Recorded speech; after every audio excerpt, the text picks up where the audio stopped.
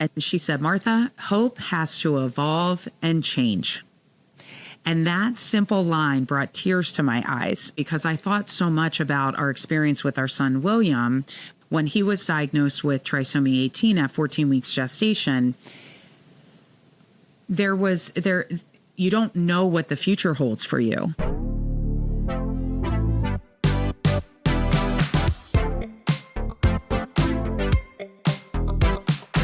Hi there, I'm Danielle Elliott-Smith, and this is Hope Comes to Visit. This podcast was born from the belief that even in the darkest times, light can find its way through. I'm really excited you're here to join us today. Wherever you are, I certainly hope that this episode meets you where you are. My guest today has made it her life's work to help people find their way through in difficult times. Martha Sharkey is the founder and CEO of Today is a Good Day, a nonprofit providing personal and financial support for families who experience the Neonatal Intensive Care Unit. Martha and her husband, Paul, founded Today is a Good Day in honor of their daughter, Claire, and in memory of their daughter, Mary. Following their extended stay in the Neonatal Intensive Care Unit, the Sharkeys recognized a gap in care for parents and families navigating the NICU journey. They founded Today is a Good Day to fill that gap to support families. Martha is passionate about helping communities and people grow and persevere, especially during challenging times. She has led the effort to advance the mission of Today is a Good Day, expanding its reach to 24 hospitals and organizational partners in 7 states over the past 11 years. Let's take a quick moment to thank the people that support and sponsor the podcast. When life takes an unexpected turn, you deserve someone who will stand beside you. St. Louis attorney Chris Dully offers experienced one-on-one legal defense.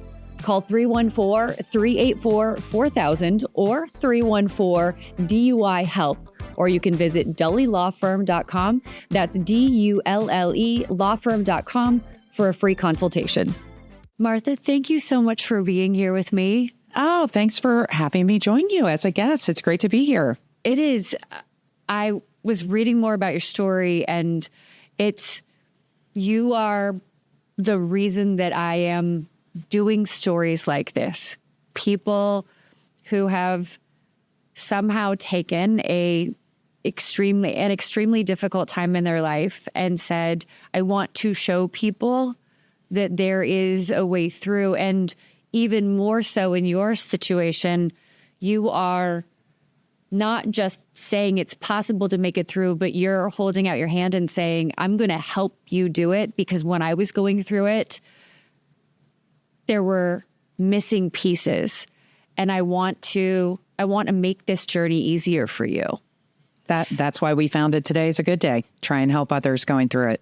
I would love our listeners to hear a little bit about your story. So if you wouldn't mind sharing a little bit about you and Paul and Mary and Claire and how this started.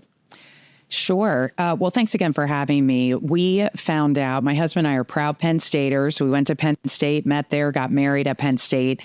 And after we had gotten married a few years later, found out we were expecting identical twin girls.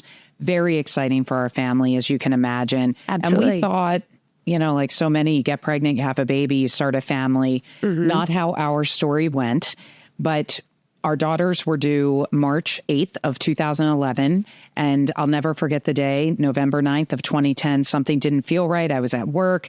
I went in. I was put into bed rest with big hopes to make it for several more months, since our daughters were not due until March. They arrived just 5 days later at 23 weeks and 5 days. Claire weighed 1 pound, 2 ounces, and Mary weighed 1 pound, 4 ounces. And we were thrown into the NICU, not knowing anything about it. Had the doctors prepared you at all for the potential that the girls might come even slightly early? Was that even on your radar? It was on our radar that they could come early, but in our minds, we thought we were in control of the situation. We were like, okay, we're doing all the things we're supposed to do. We have several more months. We're going to be in this hospital room for Thanksgiving, the holidays, kick off the new year.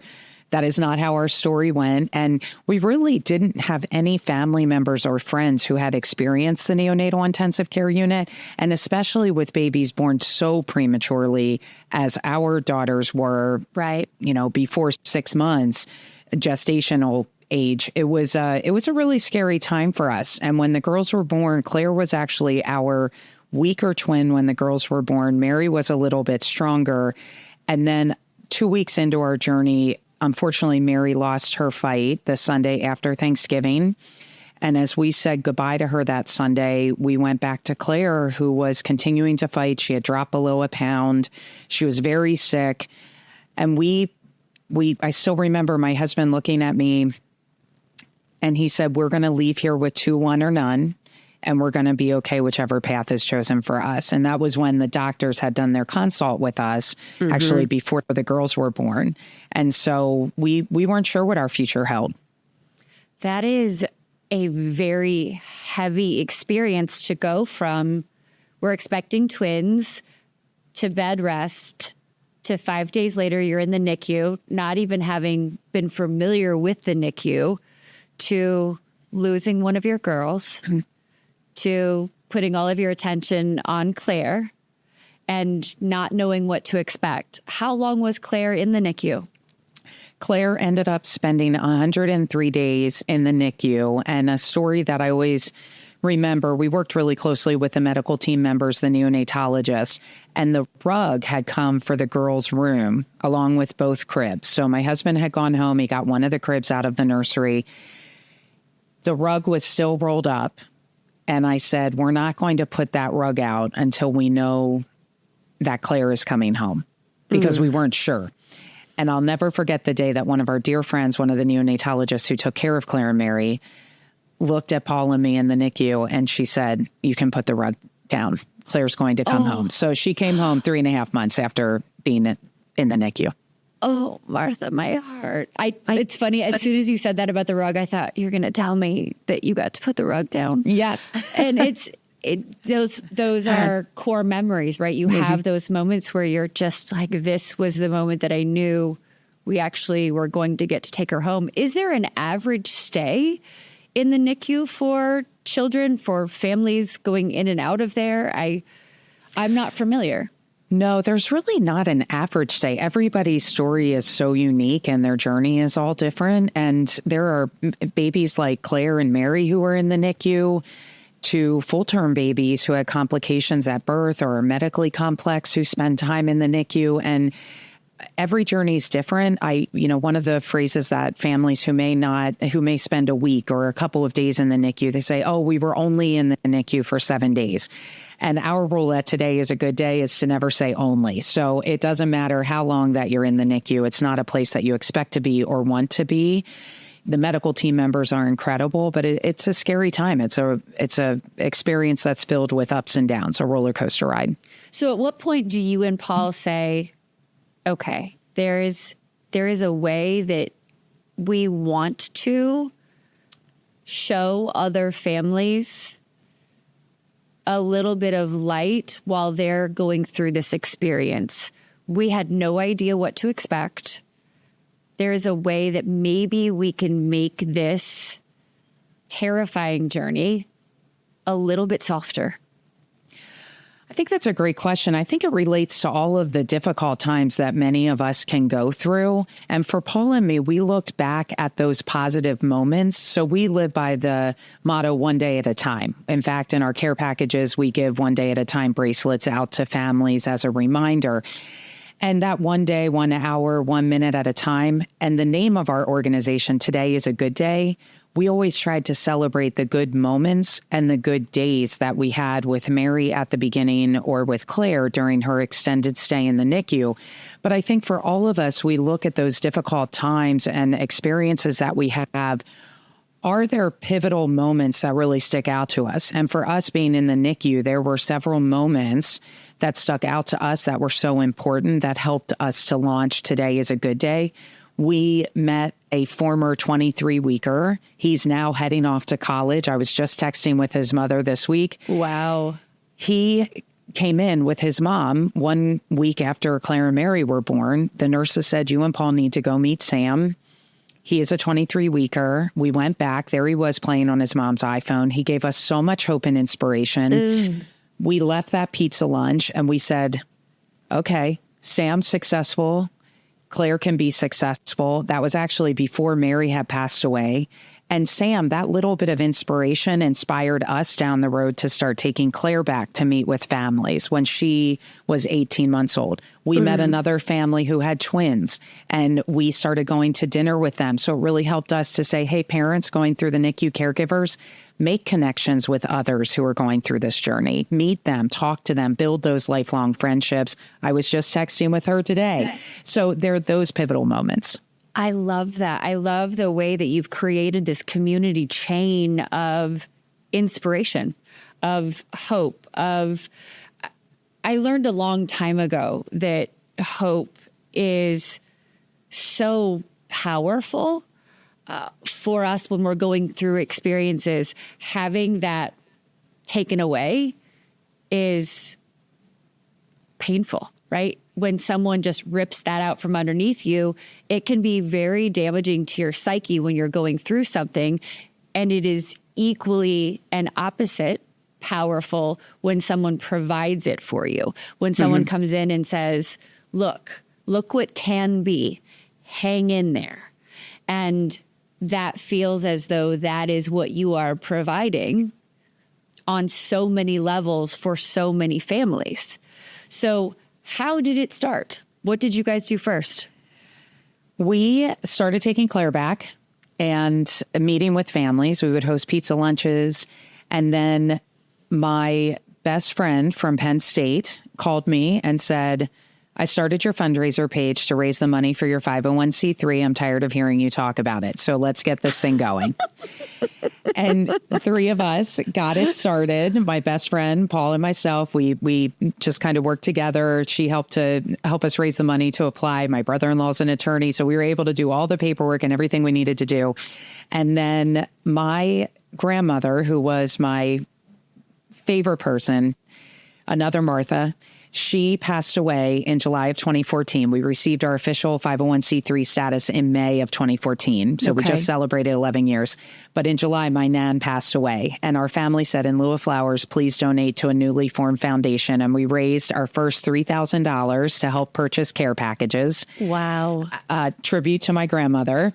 And we have taken off since then. So we ran the organization on the side for a couple of years. My husband has a separate full-time position, as did I.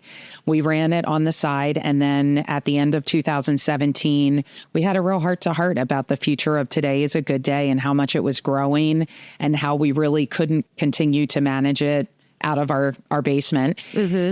And so I made the big leap of faith to step down from my full-time role to focus fully on advancing the mission of Today is a Good Day. And we now have 24 hospital and organizational partners, an incredible team of 8 with many NICU family advocates working bedside with families and program coordinator, and just really trying to be out there to help make a difference for NICU families going through this journey. That's amazing. What's in a care package? Oh, great question. So they have evolved over the years, but they started with one day at a time bracelets, a journal. We journaled every day. And the Today is a Good Day I started to share earlier, but we obviously had a lot of difficult moments and difficult days early on. And so anytime the doctors and nurses would say today is a good day for Claire or today is a good day for Mary in their daily reports, we always jotted that down in our journal. So we have a journal. Today, we have milestone cards so families can record their milestones, and they're blank with a marker. So every milestone's different for every family. We have one day at a time bracelets, a copy of On the Night You Were Born, a custom swaddle from Kiki Pants, resource cards, our podcast card. We have a NICU Today podcast for families, virtual Navigate the NICU sessions, all different resources for families. Oh, that's amazing. So how have you grown into having additional hospital partners? Are they all in your area? A majority of them are in our tri-state area. We're located right outside of Philadelphia is where our headquarters is located, but we work primarily in this Philadelphia region into New Jersey and Delaware. Okay. We also have some partners in the Midwest and then a partner in South Carolina as well. So we've grown very organically through connections and meeting Word new of people. mouth. So what are some of your favorite stories through this experience with Today is a Good Day? When you think about the hope that you are sprinkling in other homes, other families. I mean, when you think about it growing organically, right? You hoped that this would touch someone in a way that you needed when things were happening for you. And now you're connecting with these other families. How is it impacting you? I think the biggest piece of this and what really just means so much is to look at the community that's been built. When I look at where we are today, it is because of everyone who has joined the Today is a Good Day community. When I look at our NICU Miracle Parent Network on Facebook and the 1,000 family members who are a part of that, who communicate with one another and ask questions and ask for guidance and help from fellow NICU parents. When I look at our volunteers who come into this office and who are across the country who weave bonding squares, which are a part of our care package to help with scent between the parent and the baby, that they're little squares. One goes in the isolette, one goes on the parent's skin, and then they swap them at night. The entire Today is a Good Day community, it is humbling to see how many people have come together because they've experienced the NICU or they know someone who's experienced the NICU and they just want to help. So to me, it is the expansion of the mission and the whole community that has come together to help us to get where we are today. It's just really incredible. What's been the most surprising part of the journey for you? Oh, goodness. Most surprising part of the journey, I think, seeing how big it's become. If you would have told me that 11 years ago, I'm not sure I would have gone, oh, okay, well, I'll be sitting here talking with you, Danielle, today, Right. and having this conversation. I think that piece of it. I also think just seeing how we've been able to expand our offerings, that our team is so open to saying, well, what more could we be doing? How can we create a better experience for NICU families, which is where our podcast came from and where our virtual Navigate the NICU sessions came from and our NICU Dads group that my husband started during COVID and our Coffee and Conversations we started and all these different programs that have just evolved over the past 11 years, which is not where we started in 2014, right? Right. And also, I think what I'm really excited about, it's grown so much beyond our family story. I mean, Claire is a teenager. She'll be 15 in November. Our family story has gone on. But to see how many babies and families are featured and how many people have been impacted by the mission and want to join in to help others. Where can people find out? Because I'm asking, this is a multi, usually I will end the podcast with where can people find this? But I think this is an important piece. Like, where can people contribute to what you're doing? So that's a part of this, but also what can people do to support your mission? Well, listen, we can talk about it now and we can talk about it at the end. Yeah. Okay. So you can go visit our website, which is todayisagoodday.org. And on that website, we have so many opportunities to get involved, whether you're a NICU family and want to reach out and become a part of our NICU family community. We'd love to hear from you. We also have volunteer opportunities for corporations. We have at-home volunteer opportunities for families. We also have individuals who make bonding squares for us, and we go through 9,000 to 10,000 of those a year because we put 2 in all of our care packages and then give hospital partners extra bonding squares for families. But we have volunteers across the country who weave, sew, crochet, knit our bonding squares for us and send them to the office. I remember one day, I think we got 4 packages in from 4 different states, including Alaska. And my gosh. that is just really incredible. So all of those opportunities are available at todayisagoodday.org. And then if you're a NICU family going through the NICU, we have resources. We can send a care package. We have virtual programming weekly. We have programming emails that go out. So lots of opportunities to get involved. And is that available even if the program isn't currently in someone's hospital? Yes, they can reach out to us. We will send a care package upon request. We also have care packages available if family members are listening in and say, oh, I have a cousin going through this. My best friend's going through the NICU. Amazing. We have opportunities to order care packages to be sent on someone's behalf. And it's interesting because I'm thinking about one of my closest friends in the world. Her boys just turned 13, but she had boys that, and I don't know the exact, but they were in the 20s. Mm-hmm. They were when they were born. They were 20 weekers in that. They were micro preemies, and I know her story sounds quite similar to yours in that it was a complete surprise, and they were in the NICU for a very, very, very long time. And she's going to be one of the first people I call after I finish talking to you, because your mission will be something that resonates so very deeply with her. But living here in Missouri, is there an opportunity for someone like her, who was a NICU family 13 years ago, to help potentially start a chapter in local Missouri hospitals? Yes, such a great question. Well, I hope you're going to connect me with her. I mean, that's for sure. Will. Yes, I absolutely will. Her name's Sandy. I love it. Hi, Sandy. Can't wait to meet you. Yeah. She can absolutely reach out. We have opportunities for care packages and ways for hospitals to get engaged with us in different ways. So absolutely. I love that. See, I just think that one of the things I've loved to do my entire life is connect people anyway. And so this just, the podcast just gives me another opportunity to do that, connect good people with other good people and people who are doing good and hard work. Could you have ever imagined this version of you doing this type of work? I have always been in the nonprofit sector. Okay. My entire career, fundraising, events. So the idea of working. So in a way, it's not a departure. No, I am a believer. I think we get put on paths in life that take us in certain directions. Mm-hmm. And I also think our experiences can lead us in certain directions. I agree. What I didn't share earlier, but we had our twins, and then we had a full-term daughter, Martha Rose, 5th Martha in the family. She's 10.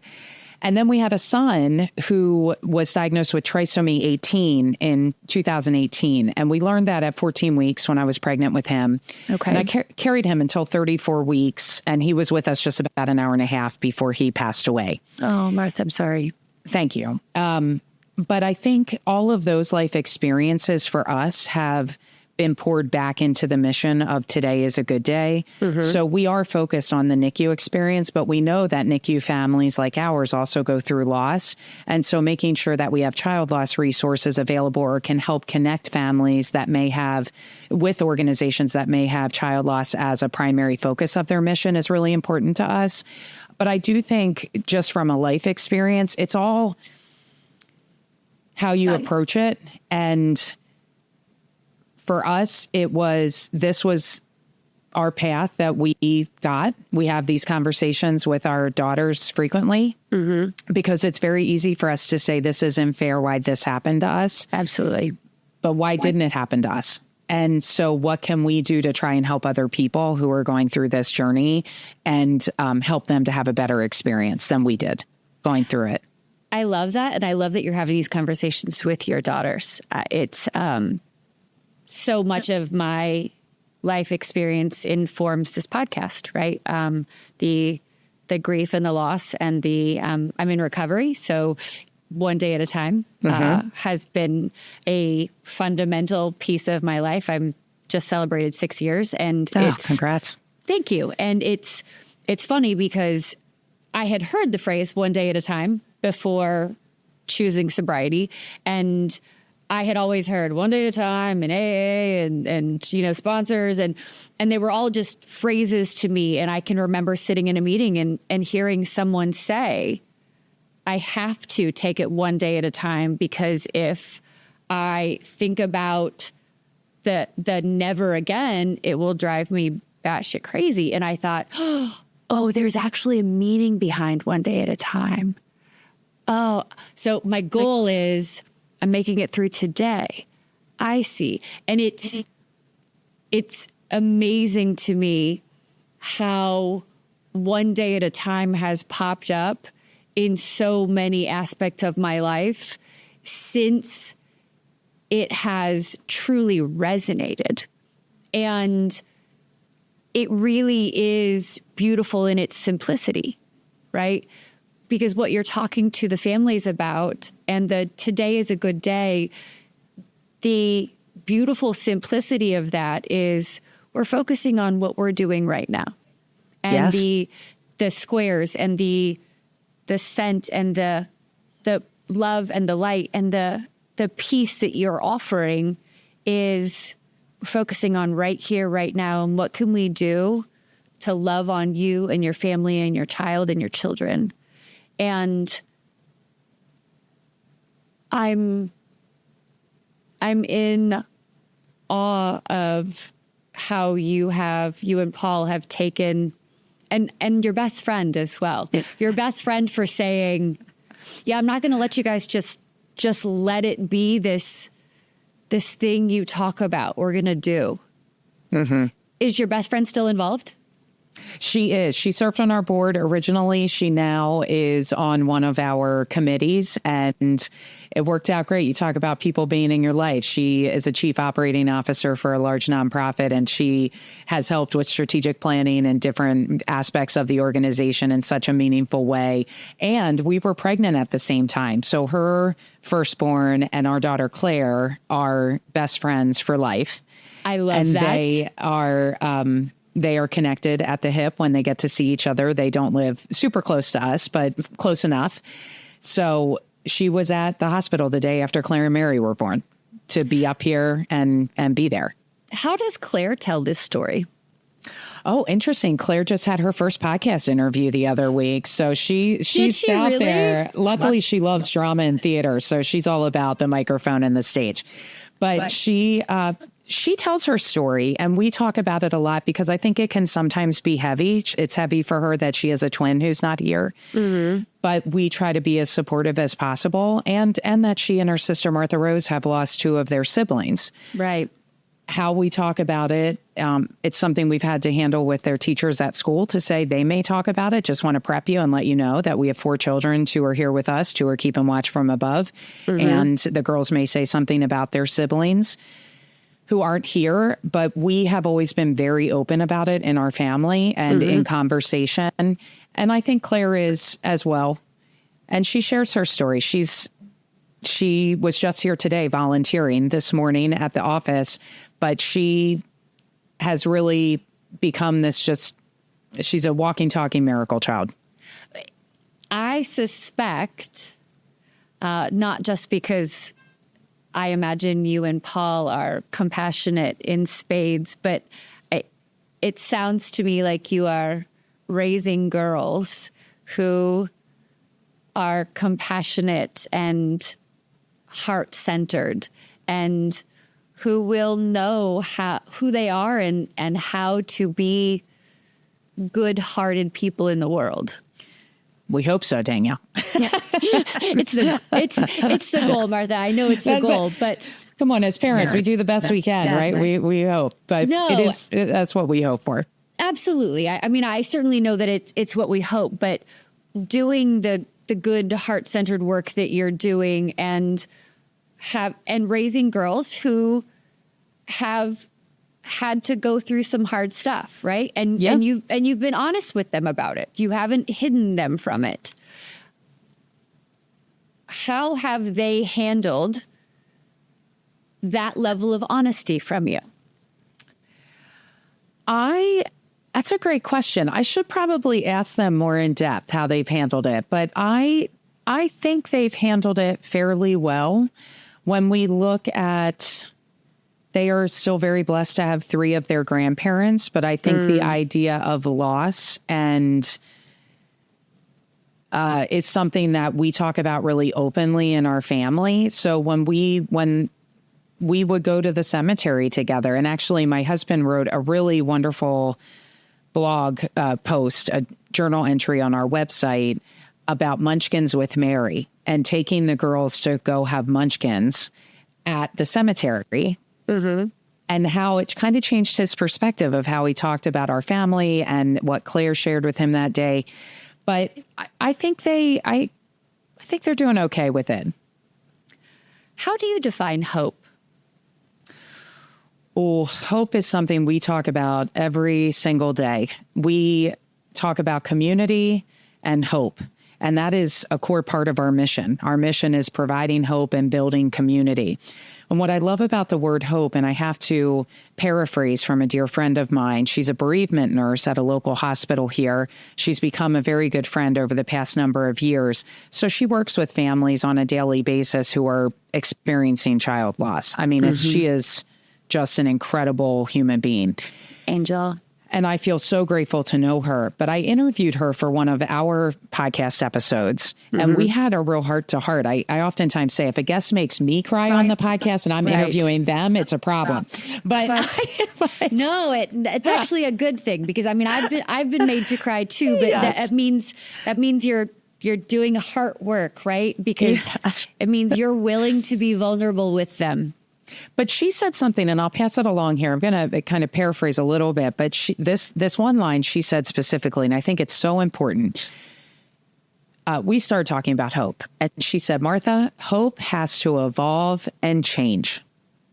And that simple line brought tears to my eyes, and I had her explain it a little bit more. And she talked, and this is where I'm paraphrasing a bit, but she talked about when she works with a family and a baby's born, that they hope the baby is going to survive. And if it looks like the baby is not going to survive, they hope that they can give medicine and help the baby to get better. And if it ends up looking like the baby is not going to survive, they hope that the baby will go peacefully and be peaceful, right? And that to me just made me tear up, because I thought so much about our experience with our son, William, when he was diagnosed with trisomy 18 at 14 weeks gestation. You don't know what the future holds for you. Right. And the hope of being able to, we knew he would pass away after he was born if he made it to live birth, based upon his diagnosis and what it was looking like. The hope that we would have a little bit of time with him, and our hope throughout that pregnancy really evolved and changed. And I think hope for all of us, we were talking about the motto, one day at a time. Look how that fits in so many different scenarios, right? Illness, what you shared going through recovery, what I shared about going through the NICU and not trying to get ahead of ourselves of what our future would look like if Claire would live or not, or what she would be able to do based upon her prognosis. All of those mantras certainly relate to all the different life experiences that we have, which I think is the same with hope. But hope has to evolve and change. It's just something that sticks with me all the time. No, it really is beautiful. I hadn't thought about it that way, but it's interesting because there was someone special in my life years ago who struggled with addiction, and It's funny because I used to think about the word surrender at the time, because he would relapse quite regularly. And my initial hope during that was, I hope he's okay. I hope he's okay. I hope he's okay.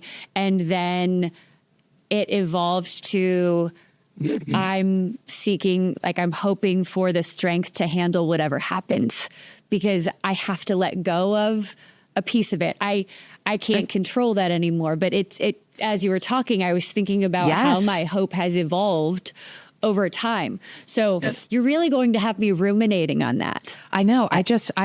It is such an important phrase. And I think for her, in the role that she's had for so many years, and all that she has seen and worked through with families by their side, I mean, just an incredible person. But that around hope has really stuck with me. That's beautiful. Tell me about your podcast. Oh, well, it is the NICU Today podcast, available in all podcast listening apps and on our website.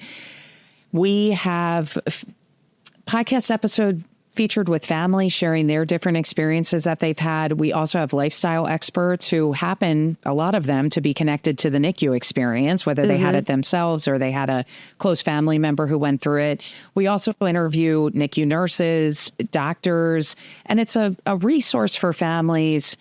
And again, it goes back to a personal experience. But when we think about driving back and forth to the hospital, being able to listen to a podcast that might have given us a little bit of hope or a little bit of guidance. And that's why we created the podcast. So we have over 80 episodes, and amazing. We've been doing this for a number of years now, but NICU Today. I love it. And so do you also interview people who have had NICU experiences a long time ago? Yes. Okay. Yep. So, you're connecting me with your friend. We're on it. I'm connecting you with people. Like, how do I? Because I think her story is powerful in that, I mean, her boys are 13, but I know that it was a very formative experience in her life. So there's that. We can talk about that later. But I would love for you to tell our listeners everywhere they can find you, and today is a good day, so that they can learn more and support everything that you're doing. I love it. Well, Danielle, thank you for sharing a little bit about your story. Thank you for having me on your podcast today and of course, listening about Today is a Good Day in our family's journey. You can check out more about our mission and ways to get involved at todayisagoodday.org. You can also follow us on all of our social media channels at NICU Today on Instagram, on Facebook, and then our LinkedIn is Today is a Good Day. So definitely check it out. We share a lot of wonderful, inspirational stories from different NICU families, and would love for you to follow us. Oh, Martha, you have been an absolute delight. And this has been hope and light and inspiration. And today is a good day. Thank you so much for being here with us today. I'm so incredibly grateful. And thank you, friends, for joining us once again. It is always so good for my heart to hear this light and hope and inspiration and stories. And I so hope that we met you where you are today. And I hope that because we did, you are turning around and sharing this episode with someone that you love and connecting to other people you know, and making sure that the people you know and love are getting a chance to hear these episodes. Remember to subscribe. And I hope that you will take good care of yourself until we connect again. Thank you so much for being here. Thank you. I'm incredibly grateful to the people who support and sponsor the podcast. Sometimes life takes a sharp turn, and when it does, having someone steady in your corner can make all the difference.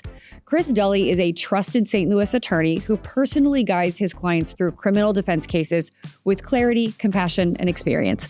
From traffic violations to serious charges, he shows up fully and directly. Call 314-384-4000 or 314-DUI-HELP, or you can visit dullylawfirm.com for a free consultation.